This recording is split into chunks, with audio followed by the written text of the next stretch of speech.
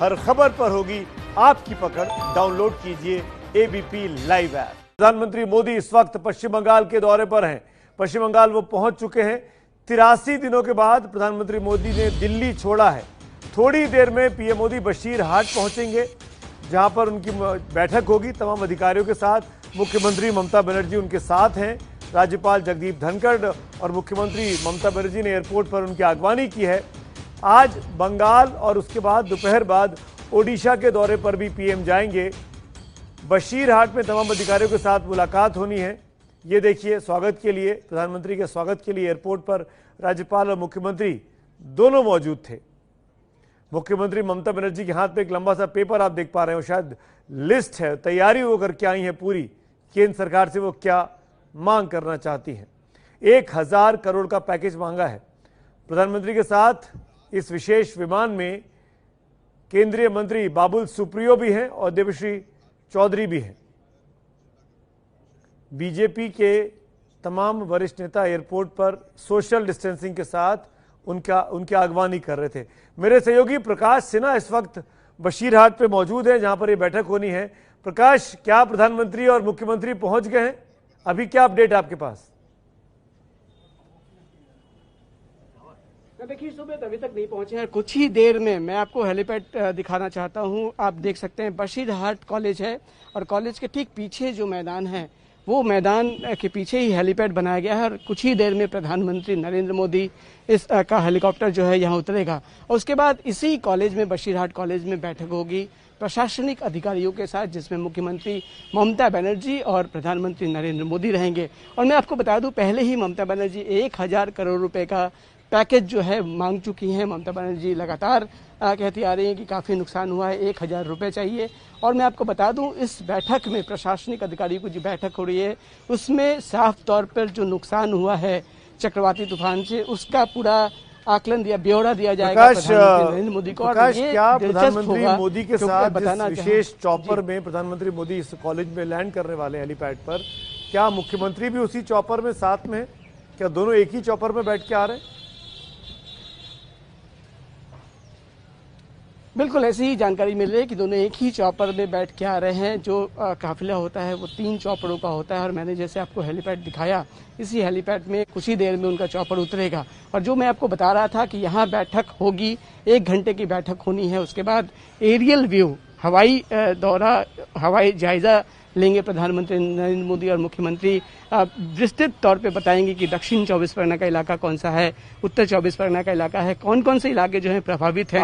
और मैं आपको बता दूं कि यहाँ जो बैठक होनी है वो 1 घंटे की होनी है। और बैठक के बाद देखी थी प्रकाश, आप खुद तूफान उम्फुन को कवर कर रहे थे और बड़ी तेज हवाएं थी। मुझे आज भी वो तस्वीरें याद है परसों शाम की। कितना नुकसान हुआ है, जान का, माल का कितना नुकसान हुआ है। आपने क्या देखा वहां पे? देखिए, नुकसान तो हुआ है, साफ तौर पर मैं बता दूं, नुकसान तो भारी नुकसान हुआ है। घरों को मैंने गिरते हुए देखा, मकान जो हैं वो ढह गए हैं, कच्चे मकान तो ढह ही गए हैं, पक्के मकान जो हैं वो भी टूट के गिर गए हैं। तो नुकसान तो भारी हुआ है। कोलकाता की बात करें, दक्षिण 24 परगना, उत्तर 24 परगना, मिदनापुर, नदिया, ये 5 जिले हैं जहां भारी नुकसान हुआ है। तो नुकसान तो हुआ है, वो करोड़ों रुपए में, जो 1000 करोड़ रुपए की पैकेज की बात जो ममता बनर्जी कह रही है, सही आंकड़ा, सही जो राशि है, कितने नुकसान हुआ ये बताना मुश्किल है, लेकिन भारी नुकसान हुआ ये कहना तो 72 लोगों की जान गई है। कोलकाता और हावड़ा में भी लोगों को अपनी जान से हाथ धोना पड़ा है उम्फुन की वजह से।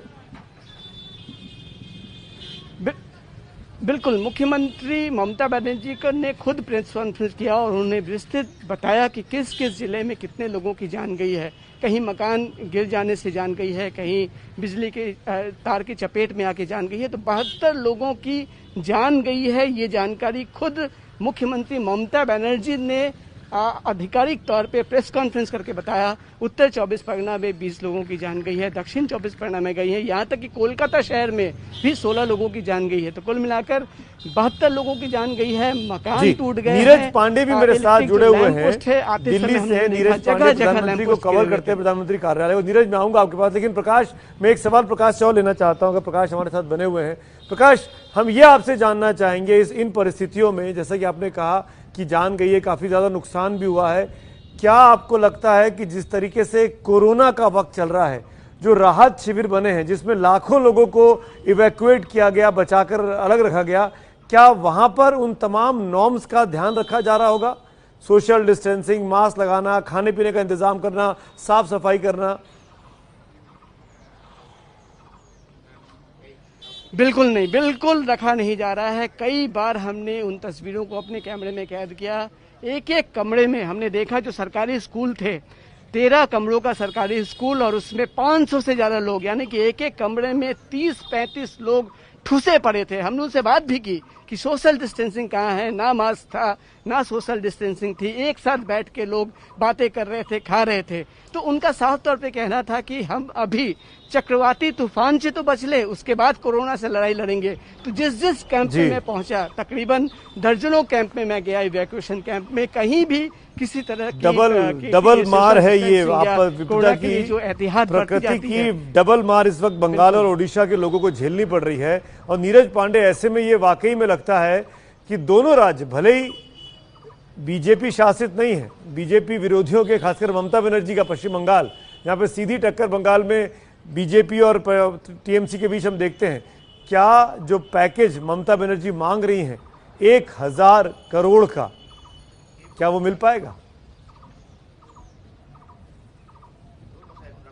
देखिए सुमित, जब भी कभी ऐसी कोई आपदा आती है, पहले भी का भी जो इतिहास है वो रहा है कि जब भी कोई किसी राज्य में इस तरह की आपदा आती है तो केंद्र आर्थिक सहायता करता है। तो निश्चित रूप में पश्चिम बंगाल भी चूंकि संघीय जो ढांचे का एक हिस्सा है, और पश्चिम बंगाल में भले टीएमसी की सरकार है लेकिन वो तो इस देश का ही हिस्सा है, और जो प्राकृतिक आपदा है उसमें कहीं ना कहीं पश्चिम बंगाल के लोग सफर कर रहे हैं। तो निश्चित रूप में केंद्र सरकार पश्चिम बंगाल की भी मदद करेगा और उड़ीसा की भी मदद करेगा, क्योंकि पहले भी जो इस तरह के मामले देखे गए हैं, प्राकृतिक आपदाएं आती रही हैं, उसमें भी केंद्र ने राज्य सरकारों की सहायता की है। तो इस मामले में भी केंद्र राज्य सरकारों की सहायता करेगा। अब ये देखना जरूरी है कि क्या आकलन आता है, क्या एस्टीमेट आता है कि वाकई राज्य में कितना नुकसान हुआ और कितनी आर्थिक मदद दिए जाने की जरूरत। कई बार ऐसा होता है कि राज्य सरकार 1000 करोड़ की डिमांड कर रहा है, लेकिन वाकई नुकसान कहीं ज़्यादा हुआ होता है, और राज्य सरकार को फिर से उस ढांचे पे लाने के लिए केंद्र ज़्यादा सहायता करता है, जितनी उनकी मांग है उससे ज़्यादा दे देता है।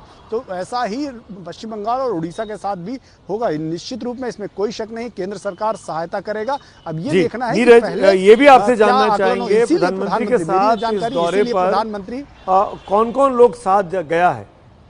उड़ीसा के और बंगाल के कुछ मिनिस्टर साथ में, क्या कुछ वरिष्ठ अधिकारी भी पीएमओ के साथ में? जी, निश्चित रूप में प्रधानमंत्री नरेंद्र मोदी के साथ पीएमओ के कुछ वरिष्ठ अधिकारी भी हैं। 4 प्रमुख मंत्री गए हुए हैं, 2 पश्चिम बंगाल से और 2 उड़ीसा से। देबोश्री चौधरी और बाबुल सुप्रियो पश्चिम बंगाल से हैं। जो अलग एक चॉपर है उसमें से वो लोग जा रहे हैं, जिस एक चॉपर में प्रधानमंत्री नरेंद्र मोदी, मुख्यमंत्री ममता बनर्जी और पश्चिम बंगाल के गवर्नर जगदीप धनखड़ हैं, और दूसरे चॉपर में जो मंत्री हैं बाबुल सुप्रियो और देबोश्री चौधरी हैं। ये लोग उस पूरे एरिया का हवाई सर्वे करेंगे और उसके बाद वो बसीरहाट कॉलेज पहुंचेंगे, जहां पे प्रशासनिक अधिकारियों के साथ एक बैठक होगी, और ये उस बैठक में तय होगा कि क्या नुकसान हुआ, कितने का आकलन आया है, क्या एस्टीमेट है और क्या केंद्र सरकार आपकी मदद कर सकता है। इन सभी विषयों पर वहाँ चर्चा होगी। निश्चित रूप में वहाँ पे पीएमओ के भी अधिकारी मौजूद रहेंगे।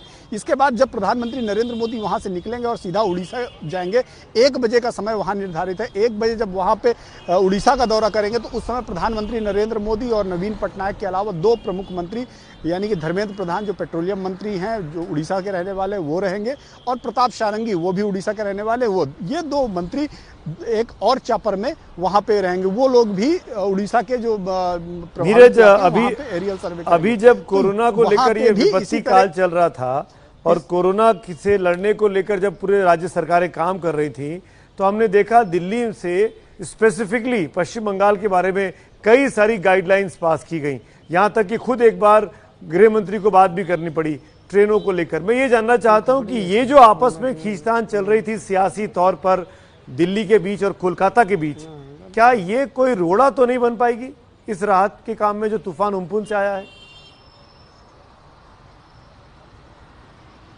देखिए, दोनों विषय अलग अलग है। कोरोना एक वैश्विक महामारी है और उससे पश्चिम बंगाल भी अछूता नहीं, उत्तर प्रदेश भी अछूता नहीं, वो एक अलग विषय था। और कोरोना को लेकर जो केंद्र सरकार की गाइडलाइन जारी हो रही थी, उसको हर राज्य को मानना ये उनकी बाध्यता थी और उसका पालन करना भी बाध्यता थी। ये अलग बात है कि चूंकि कई ऐसे मामले थे जिसमें पॉलिटिकल माइलेज लेने के लिए दोनों पार्टियां अलग अलग तरीके से बात कर रही थी। गृह मंत्री को इसमें बीच बचाव करना पड़ा। आपको याद हो, 3 टीमें भी जो केंद्र सरकार की गृह मंत्रालय की 3 टीमें भी वहां पे मौके पर पहुंची, जो पश्चिम बंगाल में उन्होंने जायजा भी लिया कि कहां कहां गड़बड़ी हो रही है, कि कई ऐसी सूचनाएं आई कि हॉस्पिटल्स में, क्वारंटीन सेंटर में गड़बड़ी हो रही है, जो गाइडलाइन जारी हुई उसका ठीक से पालन नहीं हो रहा है।